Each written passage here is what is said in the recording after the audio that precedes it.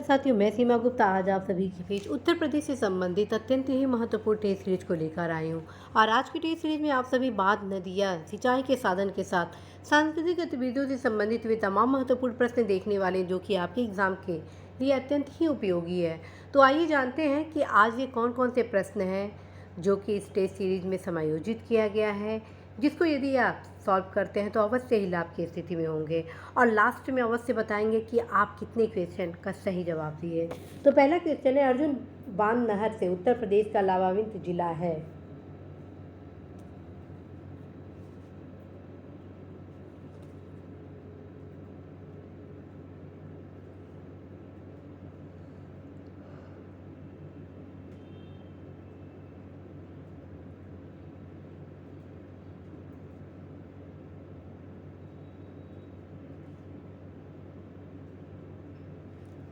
तो साथियों, इसका सही आंसर होगा ऑप्शन डी, हमीरपुर। अर्जुन बांध उत्तर प्रदेश के महोबा जिले के चरखारी में अर्जुन नदी पर बनाया गया है और यह 1957 में पूरी तरह बनकर तैयार हुआ। ठीक है, और यह हमीरपुर जिले में अच्छी खासी इससे खेती की सिंचाई की जाती है। ठीक है, तो इसका उत्तर क्या हो जाएगा? हमीरपुर।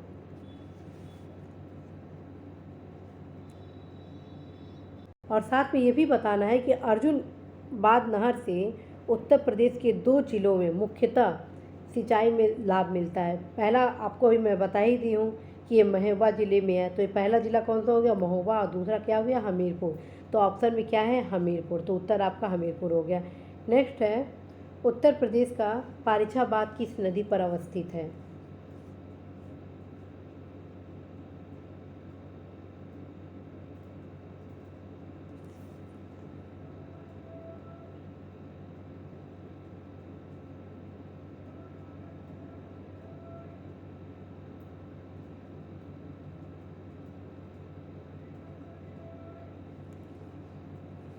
तो साथियों, इसका सही आंसर हो गया ऑप्शन ए, बेतवा।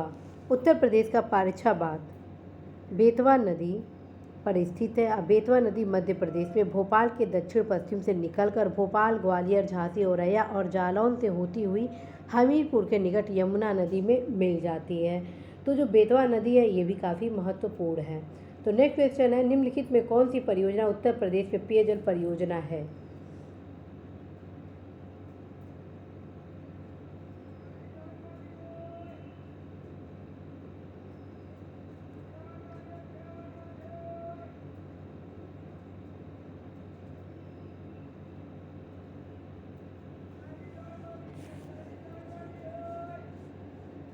तो साथियों, इसका सही आंसर हुआ ऑप्शन सी, गोकुल बैराज परियोजना।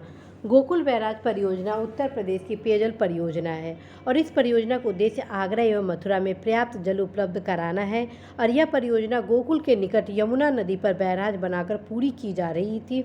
और जबकि पथरईबाद परियोजना झांसी जिले के मऊरानीपुर तहसील के बंगरा ब्लॉक में पथरई नदी पर निर्मित है। और शारदा सहायक नहर परियोजना के तहत घाघरा नदी पर 28 किलोमीटर एवं शारदा नदी पर 260 किलोमीटर लंबी नहर का निर्माण कराकर सिंचाई परियोजना के लिए तैयार की गई है। और ये कई बार परीक्षा में पूछा गया है, पेयजल परियोजना। ठीक है, नेक्स्ट क्वेश्चन है, उत्तर प्रदेश की सर्वाधिक लंबी नहर, जो कि कई बार आपके एग्जाम में पूछा गया है।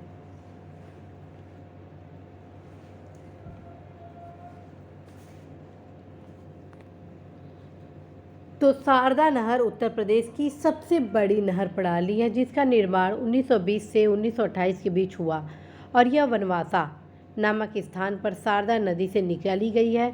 निचली गंगा नहर 1878 में निर्मित है और यह नहर नरौरा नामक स्थान पर गंगा से निकाली गई है। केन नहर उत्तर प्रदेश और मध्य प्रदेश की संयुक्त परियोजना है और यह नहर पन्ना अर्थात मध्य प्रदेश के निकट से निकाली गई है। और घाघरा नहर का उद्गम मिर्ज़ापुर से होता है और इससे लाभान्वित जिले सोनभद्र तथा मिर्ज़ापुर हैं। और एक और घाघरा नहर बहराइच जिले में घाघरा नदी से जल प्राप्त करती है। इसके द्वारा बहराइच, गोंडा, बस्ती जिलों में सिंचाई की जाती है। तो फिर इसका उत्तर हुआ ऑप्शन सी, शारदा नहर।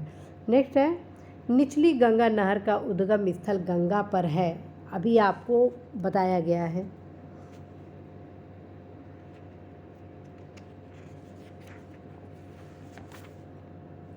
तो साथियों इसका सही उत्तर हुआ ऑप्शन डी, नरौरा में। नेक्स्ट क्वेश्चन है, निम्नलिखित में से कौन सा सुमेलित नहीं है?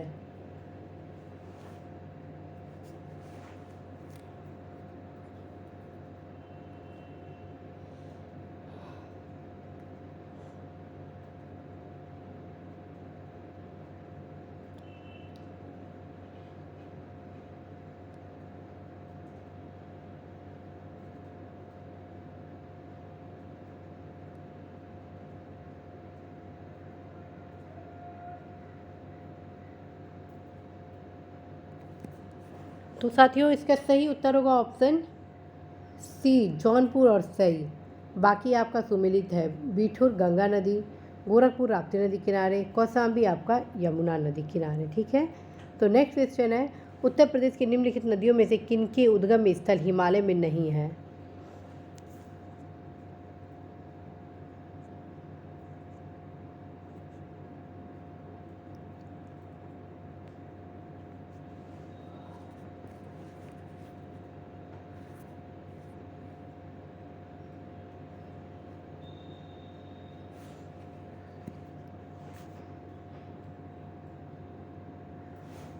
तो इसका सही उत्तर होगा ऑप्शन सी, 1 और 3। ठीक है, गोमती नदी उत्तर प्रदेश के पीलीभीत जिले के दलदली क्षेत्र से निकलती है। यह गाजीपुर के समीप कैथी नामक स्थल पर गंगा नदी में मिल जाती है। बेतवा नदी मध्य प्रदेश के रायसेन जिले में कुमरा गांव नामक स्थान से निकलकर हमीरपुर के निकट यमुना में मिल जाती है। इस प्रकार से साथियों विकल्प आपका सी सही है। तो नेक्स्ट क्वेश्चन है, नेक्स्ट उत्तर प्रदेश के निम्न में से कौन सा क्षेत्र सर्वाधिक बाढ़ प्रभावित है?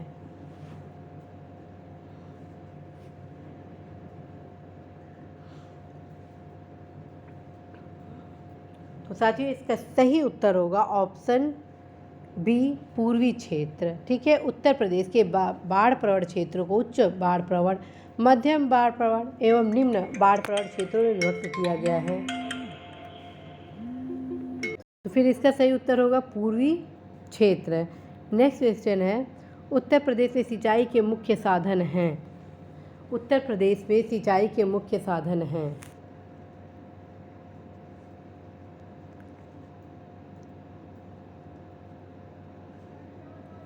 फिर सिंचाई क्षेत्र की प्रतिशतता की दृष्टि से उत्तर प्रदेश देश में पंजाब, हरियाणा के बाद इसका महत्वपूर्ण स्थान आता है। कुल सिंचित क्षेत्र में 18.21% नहरों से, 71.2% नलकूपों से, 9.3% तालाबों से एवं कुओं से तथा शेष 1.2% अन्य साधनों से की जाती है। तो इस प्रकार विकल्पों में आपका विकल्प बी सही हो जाता है। 2, 1, 3, 4 ये क्रम होगा। तो नेक्स्ट क्वेश्चन है, उत्तर प्रदेश का निम्नलिखित में से कौन सा नगर राष्ट्रीय महामार्ग 2 द्वारा नहीं जोड़ा जाता है?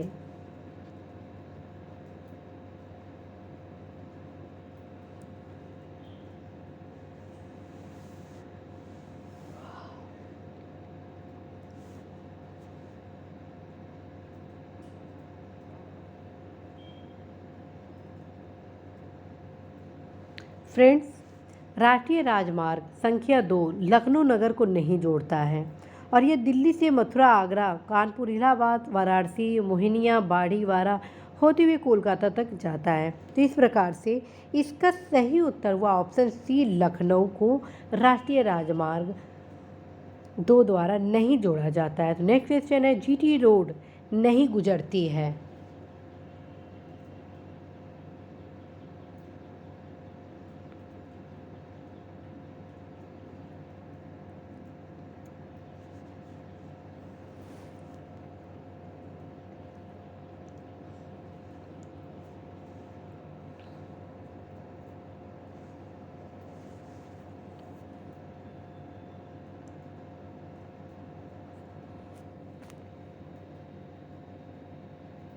तो इसका सही उत्तर होगा ऑप्शन सी, अलीगढ़ से। ठीक है, शेरशाह सूरी निर्मित लगभग 2500 किलोमीटर लंबे ग्रांड ट्रंक रोड सोनारगांव अर्थात बंगाल से प्रारंभ होकर धनबाद, डेहरी ऑन सोन, मुगलसराय, वाराणसी, इलाहाबाद, कानपुर, कन्नौज, आगरा, गाजियाबाद, दिल्ली, अम्बाला, लुधियाना, लाहौर, पेशावर, खैबर दर्रा होते हुए अफगानिस्तान के काबुल में समाप्त होती थी। ठीक है, और ये उत्तर प्रदेश के अलीगढ़ से गुजरती नहीं है।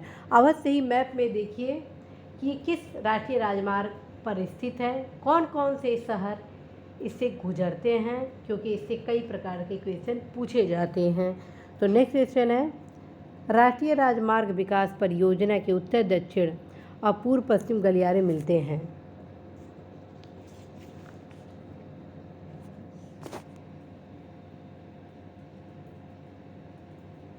तो इसका सही उत्तर होगा ऑप्शन बी, झांसी। ठीक है, झांसी। नेक्स्ट क्वेश्चन, उत्तर प्रदेश सरकार की महत्वाकांक्षी 8 लेन प्रवेश नियंत्रित गंगा एक्सप्रेसवे परियोजना का विस्तार उत्तर प्रदेश के किन 2 परस्पर अधिकतम दूरी वाले जनपदों के मध्य प्रस्तावित है, या 2 परस्पर जनपदों के मध्य है?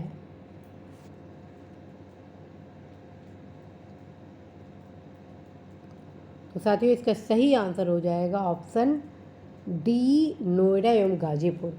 उत्तर प्रदेश में नोएडा से लेकर बलिया तक गंगा के किनारे 40,000 करोड़ रुपए की लागत से बनने वाली महत्वाकांक्षी गंगा एक्सप्रेसवे परियोजना कहाँ से गुजरती है? गाजीपुर, रामनगर, वाराणसी, मिर्ज़ापुर, इलाहाबाद, ऊंचाहार, उन्नाव, कानपुर, बिठूर, कन्नौज, फतेहपुर, बदायूं, नरौरा, बुंदेलखंड होते हुए ये आपका नोएडा तक जाती है। नेक्स्ट है, जनरथ नाम दिया गया है, जनरथ नाम दिया गया है।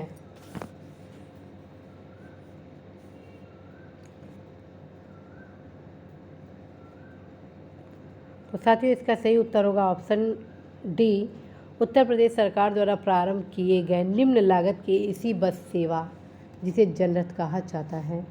नेक्स्ट क्वेश्चन है, ताज अंतर्राष्ट्रीय हवाई अड्डा स्थापित किया जा रहा है।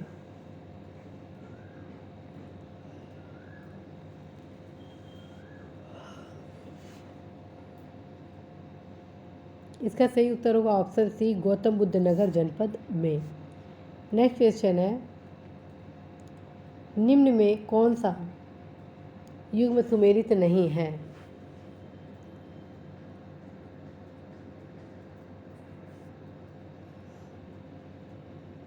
फ्रेंड्स, फुर्सतगंज हवाई अड्डा रायबरेली में है, जबकि आगरा में खेरिया हवाई अड्डा है।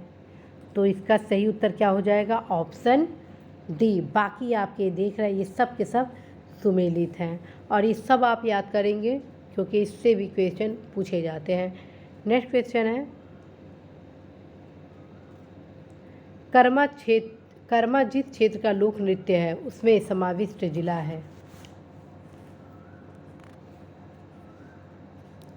तो साथियों इसका सही उत्तर होगा option D, Sonbhadra. Next question है, धुरिया लोक नृत्य है। तो धुरिया लोक नृत्य है ऑप्शन बी, बुंदेलखंड का। जितने भी लोक नृत्य है फ्रेंड्स सब इम्पॉर्टेंट है, कुछ भी पूछा जा सकता है, और मैं ऑलरेडी बता चुकी हूँ कि आप सभी परीक्षावाड़ी जरूर पढ़ें। नेक्स्ट है क्वेश्चन, चरकुला लोक नृत्य है, जो कि लोक सेवाओं का काफ़ी फेवरेट क्वेश्चन है, कई बार पूछा गया है, और इसका उत्तर होगा ब्रजभूमि। नेक्स्ट क्वेश्चन है, लोक नृत्य राहुला का संबंध यूपी के निम्न में से किस एक क्षेत्र से है?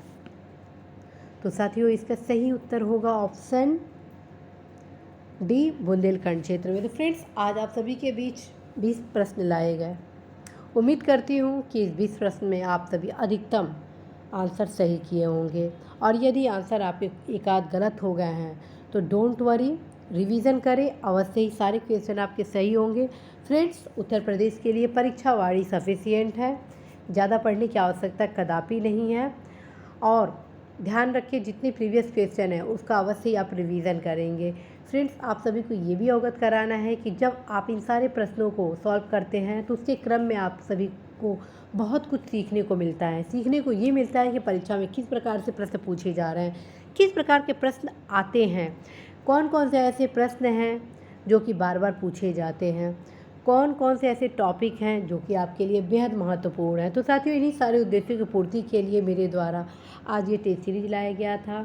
उम्मीद करती हूँ कि आप सभी अवश्य ही सारे क्वेश्चन को गंभीरता के साथ सॉल्व किए होंगे और अवश्य ही अपने सही आंसर उपलब्ध कराएंगे।